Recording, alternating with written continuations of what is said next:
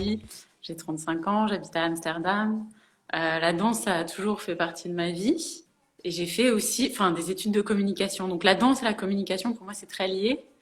Parce que pour moi, quand on danse, on communique. On communique une énergie, on communique une émotion, une sensation, on communique des choses, on communique notre monde, quoi. Et c'est ça c'est avec ça que j'aime jouer. Et c'est pour ça que là, j'ai appelé l'atelier que je vais faire dans ton festival Danse Sensible. Parce que pour moi, notre sensibilité, c'est une richesse. Et c'est trop chouette de jouer avec, de danser avec et d'apprendre à se connaître avec. Voilà. Ok. Et comment t'as découvert la danse? Bah, j'ai toujours dansé en fait. Ma mère m'a dit que j'ai appris à danser avant de marcher. C'est-à-dire que j'ai dansé direct. Ouais, genre, c'est marrant parce que mes parents ont habité à Tahiti et, et je pense que ma mère était enceinte de moi quand elle y était encore. Et il paraît que les premières danses que j'ai faites, je devais avoir 2 3 ans et je faisais de la danse tahitienne direct sans avoir vu personne en faire. Waouh! C'est comme si c'était un peu inné, la danse Ouais, chez toi. ouais, c'est ça. Ok, top. Et du coup, est-ce que tu as une spécialité de danse que tu préfères?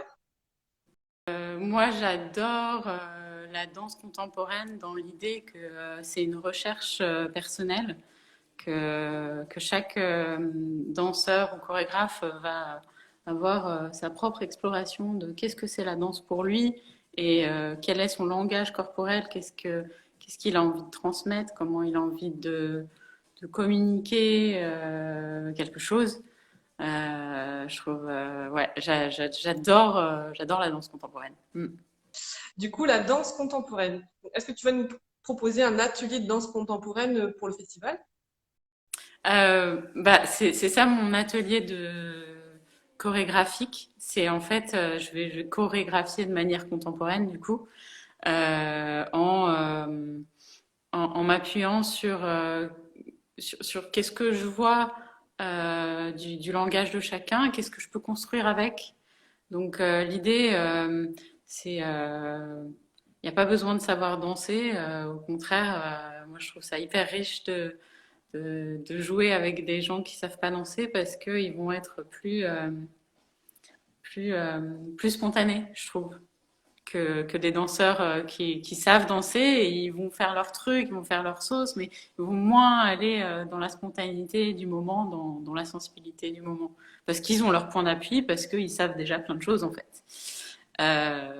Et c'est cool aussi, mais ouais, moi ce qui m'intéresse c'est de danser avec le sensible, de composer avec le sensible. Ok. Du coup, ça veut dire que tu vas pas arriver à l'atelier pour donner ton cours avec la chorégraphie que tu as déjà dans la tête. Non, Tu vas venir, tu vas voir et sentir les autres, comment ils se déplacent, comment ils font des mouvements. Et à partir de ça, en fait, c'est un peu comme de la co-création. c'est ça, c'est de l'écoute en fait. Je vais écouter et je vais regarder leurs mouvements, qu'est-ce qui est possible pour eux. Je vais aussi proposer mes métaphores, je vais aussi proposer mes idées pour qu'on puisse trouver un terrain de jeu commun.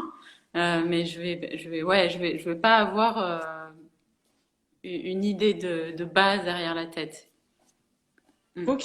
Donc, ça veut dire que quelqu'un qui a pas de souplesse ou quelqu'un qui a pas de rythme ou quelqu'un qui est pas à l'aise, il peut venir et il va Grave, s'épanouir après le atelier. grave, grave.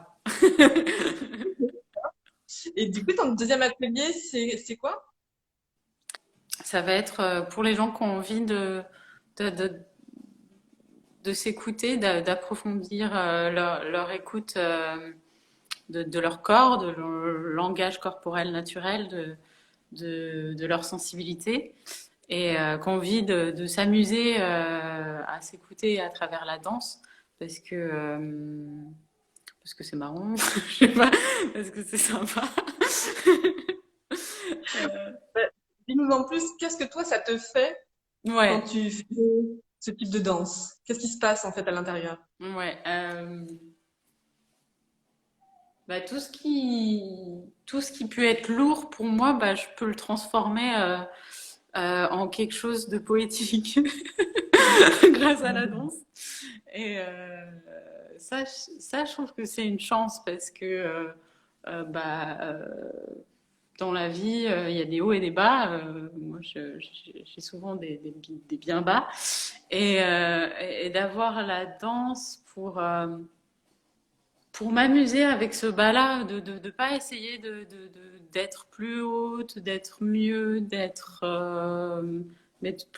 pouvoir composer avec la sensibilité que j'ai dans l'instant sans essayer de la changer en fait. Ok. Ça m'apporte beaucoup. Ça m'apporte beaucoup de confort d'être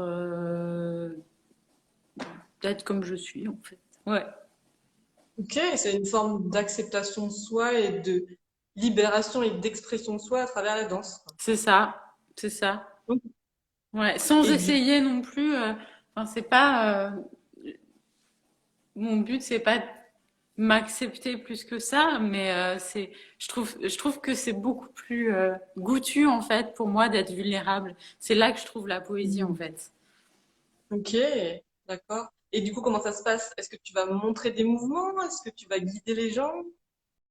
Alors, moi, j'aime bien faire un échauffement avec une espèce de méditation qui va pouvoir